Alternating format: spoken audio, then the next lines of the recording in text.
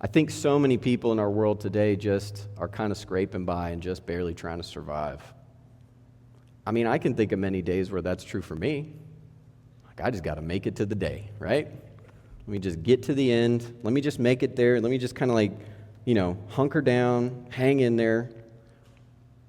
But living a life of faithfulness, sometimes it means dealing with the adversity that comes, but still being able to see God working and still being willing to wait for God, to still have a posture of gratitude, to wait for God's promises to come true, because they always do. Because the truth is, there's no Old Testament, New Testament God there. That is one God. He is the same God. And all of God's promises come true. There's this passage in 1 Kings that I love because it says, it's about how God always keeps his promises. It says, not one word has failed all of his good promise.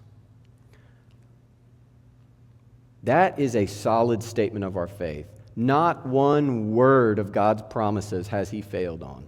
Not one word of God's promises has he not delivered on. That is a statement. That's something that fills me with courage and with hope and allows me to be faithful in the midst of all of the adversity of life. All the frivolity and all of the just silliness that happens around me, God is always going to fulfill his promise. God is always faithful, and his faithfulness helps me to be faithful. We're never going to be able to do it on our own. If we could do it all on our own, we would have done it a long time ago, wouldn't we? The truth is that we need God in our life, and there's this concept of faith and faithfulness, that our relationship with God is the thing that matters the most, because that's the thing that can change our circumstances and where we're at right now. God can work everything for good, and not one word of his promises will fail.